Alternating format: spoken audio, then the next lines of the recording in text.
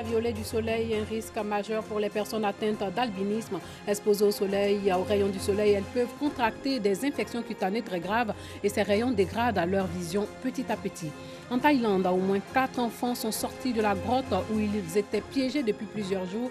Les autres pourront être évacués dans quelques heures. Bonsoir et bienvenue dans le 19h.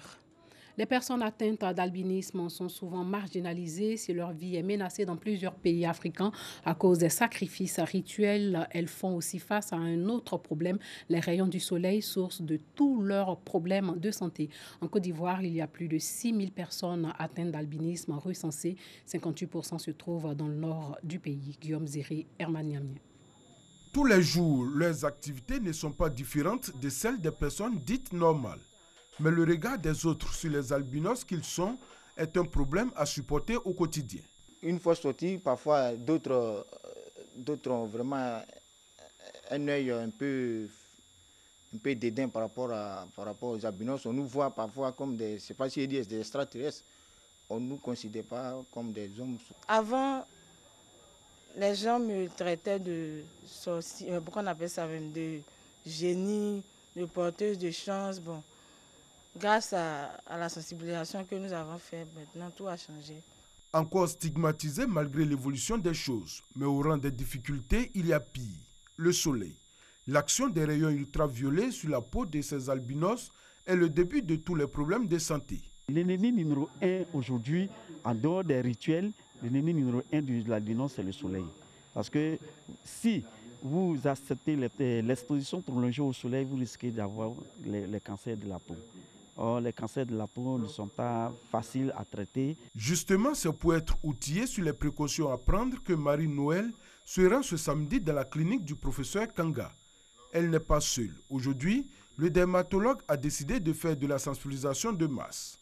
On a vu des cas où des enfants de 15 ans, 20 ans tout au plus, ont leurs lèvres complètement détruites, des paupières détruites, les oreilles, les parties qui sont exposées au soleil. Et dans le pire des cas, on perd ses enfants. Il y a beaucoup de choses que je ne connaissais pas. J'ai appris que quand tu es une personne atteinte d'albinisme, tu dois te protéger contre le soleil. Bon, en tout cas, aujourd'hui, j'ai appris beaucoup de choses sur l'albinisme. Éviter les rayons du soleil. Mais quand le mal est fait, il faut vite appliquer la crème solaire, de risque de voir se multiplier désespérément les cellules du cancer. On a un produit spécifiquement qui va marcher sur la peau de l'albinos. Donc on a une crème qui est la protection solaire qu'on conseille ou on prescrit, que les médecins prescrivent dans les cas d'albinisme pour protéger l'albinos contre les rayons du soleil. Donc dans cette crème-là, on va retrouver de la glycérine, de l'urée et des filtres solaires. Aujourd'hui est un jour particulier pour ces centaines d'albinos. La crème solaire dont ils ont besoin pour la santé de leur peau est offerte gratuitement. C'est presque une grâce parce que la crème solaire n'est pas toujours accessible à la bourse de ces personnes démunies pour la plupart. C'est un peu cher. Donc, c'est pendant les campagnes de sensibilisation qu'on arrive à avoir gratuitement. Sinon, c'est cher. Notre combat, ce serait que plus tard, étant un centre privé, on puisse solliciter aussi des gens pour cette organisation de journée médicale que nous faisons pour que, une fois dans l'année, on puisse leur faire des soins gratuitement et qu'on puisse les aider aussi à trouver du travail. Victime de préjugés sous les tropiques, rejeté ou pourchassé pour des sacrifices rituels, l'albinos a pourtant un autre ennemi, le plus redoutable sûrement, le soleil, contre lequel ils doivent se protéger ou appliquer des crèmes dont le prix n'est pas toujours à la portée de tous. Après une année d'activité intense, les femmes du marché de la commune d'Abobo font le point du travail abattu. Lutter contre la pauvreté en vue d'améliorer leurs conditions de vie, un challenge qu'elles entendent relever. Doigt des lasers.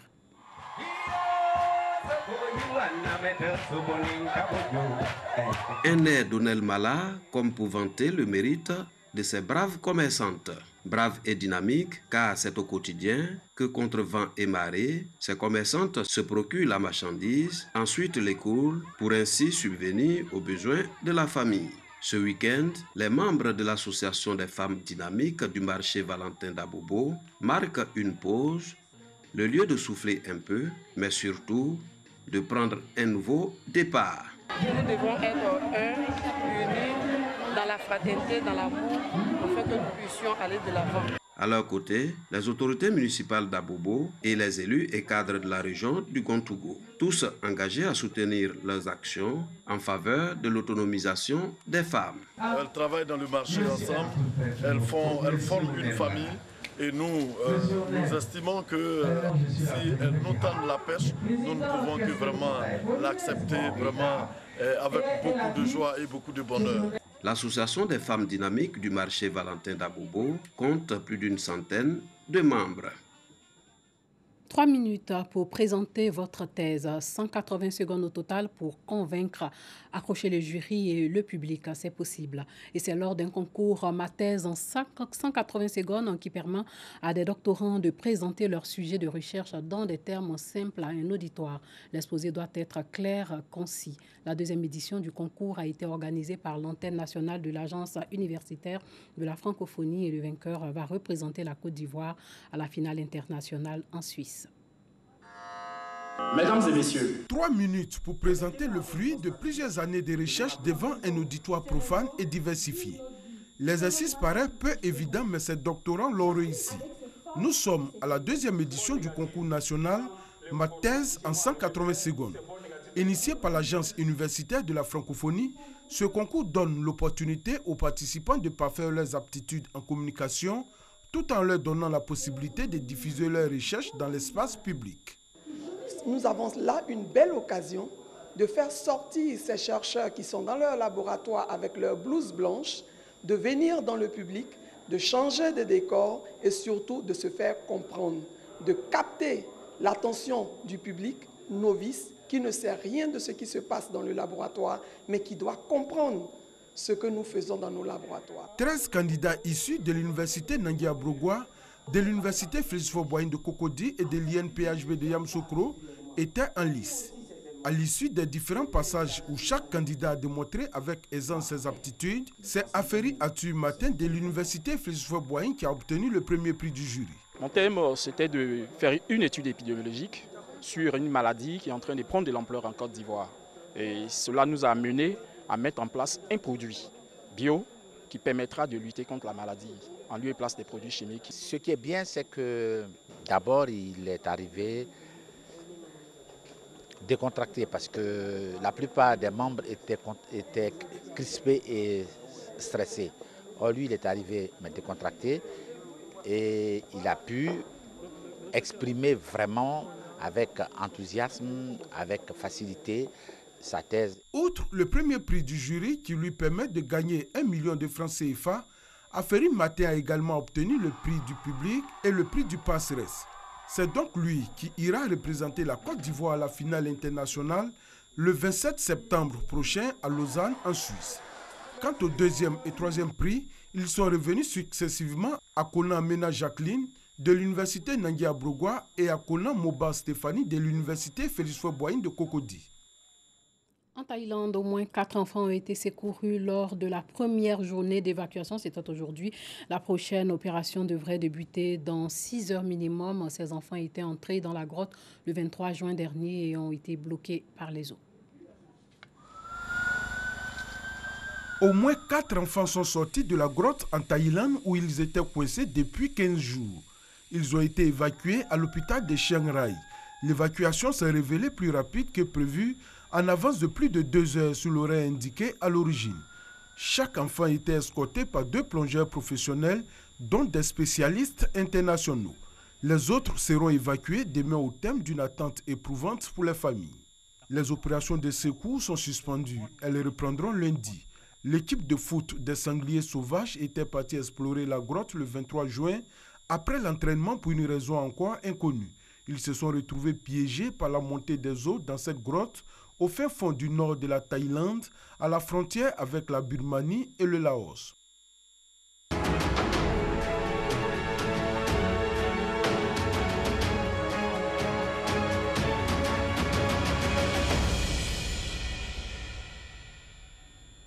Le petit mondial débute maintenant. Bonsoir Boris. Bonsoir Ami. La Croatie s'est qualifiée en demi-finale lors du dernier match des quarts de finale. Oui, les quarts de finale de la 21e édition de la Coupe du Monde ont livré leur verdict final. Il faut dire que les 4 qualifiés pour les demi-finales sont désormais connus. Il s'agit de la France qui a éliminé l'Uruguay, de la Belgique qui a éliminé le Brésil, de l'Angleterre qui a battu la Suède et de la Croatie qui hier a battu le pays hôte, la Russie. Et puis nous savons que la présidente croate n'a pas en tout cas caché sa joie hier, tout le monde l'a vu. Elle était heureuse dans les tribunes, en train d'applaudir, de sauter. Il faut dire que ça fait quelques jours déjà qu'elle est en Russie pour soutenir ses joueurs. Ok. La Russie sort du tournoi au tir au but après un match nul contre la Croatie 2-2 et après 4 après les tirs au but à 3. Ouais, il faut dire que la Russie a été héroïque. Ça, c'est le mot qu'il faut employer parce que la Russie n'était pas attendue à ce stade de la compétition et les Russes ont été défaits sur le fil du rasoir car après 120 minutes de jeu, 90 minutes plus 30 minutes de prolongation, le score était de 2 buts partout. C'est au tir au but, comme vous l'avez dit, que les Russes ont perdu par 4 buts à 3.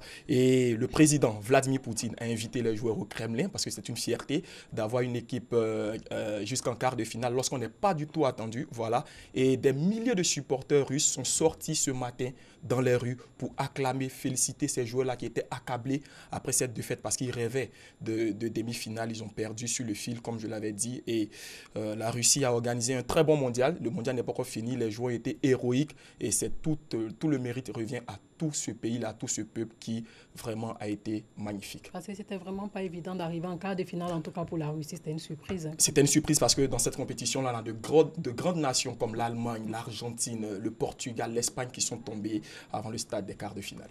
Ok, vous avez rencontré Boris, un journaliste sportif, je dis un journaliste sportif parce que c'est comme cela qu'elle souhaite qu'on l'appelle. Il s'agit de Eliane Hervaux. Oui, Eliane Hervaux, journaliste et communicante, c'est une ancienne qui faisait aussi l'antenne à la RTI, elle venait intervenir très souvent. On a parlé avec elle du match entre le Brésil et la Russie. Elle nous dit qu'elle s'attendait déjà à une victoire de la Belgique plutôt. Elle s'attendait à une victoire de la Belgique et qu'elle croit même que la Belgique ira jusqu'au bout. La Belgique faisait partie de mes favoris. La Belgique, dans son architecture, vous avez une défense qui est solide. Un milieu de terrain avec un métronome, Eden Hazard, et puis Lukaku. C'est un délice de le voir jouer. On le regarde, il a l'air lourd, mais quelle puissance athlétique. C'est vraiment un assemblage de joueurs venus de différents horizons sur le plan culturel, mais ces joueurs se sont fondus pour faire une nation. La Belgique. Il y a un esprit de football samba qu'on ne connaissait pas en Belgique. Mais la Belgique est une belle équipe. Et pour moi, c'est un prétendant pour le titre. Mais rien n'est joué. Le Brésil a déjoué complètement. Le Brésil n'arrive plus à plaire. Le Brésil doit repenser son football, doit repenser, je pense, à jouer beaucoup plus simple et moins peut-être spectaculaire, mais efficace. C'est un football qui n'est pas, en tout cas pour moi, représentatif de ce football chatoyant que le Brésil nous a toujours montré. Voilà Boris, le Brésil qui sort du mondial 2018, retour timide de la Seleção après son élimination en quart de finale. Neymar n'était pas parmi les joueurs à l'arrivée, en tout cas à l'aéroport. Retour plus que timide, il faut le dire, il n'y avait que 30 supporters. Oh là là. Une trentaine de supporters à l'aéroport de Rio de Janeiro. Il faut dire que sur les 23 joueurs qui étaient attendus, il y en a 21 qui sont restés en escale à Madrid. Et Neymar, il paraît, selon les rumeurs, qu'il est rentré directement dans sa résidence privée. Et les seuls joueurs qui sont arrivés jusqu'à l'aéroport, c'était Douglas Costa et Coutinho, qui est accrédité d'une très belle prestation à la Coupe du Monde. On peut dire même que c'était le meilleur joueur parmi ces 23 Brésiliens-là. Il y a aussi le sélectionneur Tite, qui était avec ces deux joueurs et qui, dans les prochains jours, dira s'il continue avec cette sélection brésilienne ou s'il va arrêter après ce qu'on peut qualifier de contre-performance. Mais moi, personnellement, je pense que les supporters brésiliens auraient dû faire le déplacement. Le déplacement, bon, vous savez, l'équipe du Brésil, chaque année, on l'attend soit en finale, soit vainqueur de la compétition. Donc, pour une sélection qui regorge de talent, avec Neymar, Coutinho, Marcelo, perdre en quart de finale d'une Coupe du Monde, c'est plus qu'un échec. Ok, France-Belgique, un match qui sera certainement épique. Qu'en pense à Benjamin Pavard et Olivier Giroud? France-Belgique, le derby des voisins, ça ressemble un peu à un Côte d'Ivoire-Burkina ici en Afrique. Les Français sont sereins, même si la Belgique a présenté de très belles choses. Et Olivier Giroud et Benjamin Pavard, avant le match de mardi, reviennent se prononcer sur cette future confrontation. Il y a une grosse rivalité entre la France et la Belgique, c'est une espèce de derby quand même. Et encore une fois, ils ont 9 joueurs qui évoluent en Première Ligue, donc c'est sûr que ce match aura un petit accent anglais. On connaît très bien leur qualité. Et bien sûr que pour nous, que ce soit Hugo, moi, Engie, qui évolue aussi à Chelsea, et Polo, c'est un match particulier. On sait très bien que c'est une très grande équipe avec de très grands attaquants. Voilà, on ne se met pas de pression particulière. Voilà, on a joué aussi auparavant contre de très grands joueurs comme Messi, Suarez. Voilà, on a peur de personne. Après, on va rester sur nos gardes, on va travailler avec des analyses vidéo sur les joueurs pour bien les bloquer. Boris, les demi-finales s'annoncent donc houleuses. Oui, mardi, on aura un France-Belgique et mercredi, l'Angleterre face à la Croatie. Merci Boris d'être venu sur notre plateau. Merci à vous, chers téléspectateurs, de nous avoir suivis. Portez-vous bien.